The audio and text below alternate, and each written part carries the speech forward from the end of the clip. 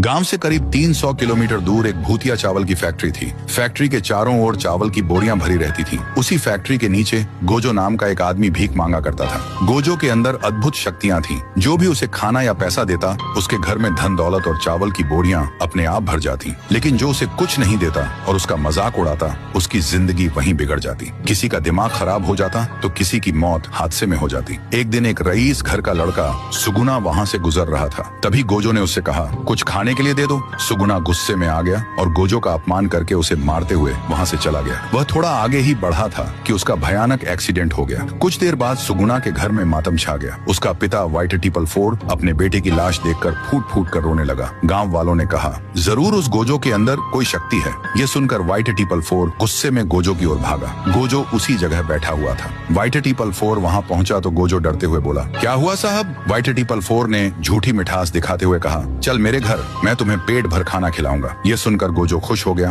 और दोनों उसके घर चले गए। घर पहुंचते ही व्हाइट टीपल फोर ने कहा, तुम इस कमरे में जाओ। जैसे ही गोजो कमरे में गया, व्हाइट टीपल फोर ने तुरंत दरवाजा बंद कर दिया। गोजो घबरा कर बोला, साहब आप मेरे साथ ऐसा क्यों कर रहे हैं? कुछ देर बाद रात हो गई। व्हाइट टीपल फोर नीचे आया और दरवाजा खोला। गोजो बेहोशी की हालत में पड़ा हुआ था। व्हाइट टीपल फोर उसे अपनी गाड़ी में डालकर एक सुनसान जगह ले गया और वहीं उसे खत्म कर दिया। उसी वक्त श्मशान घाट की तरफ तेज हवा का झोंका चला, जैसे कोई सोई हुई आत्मा जाग गई हो। आगे क्या हुआ जानने के लिए इस चैनल को सब्सक्राइब करें।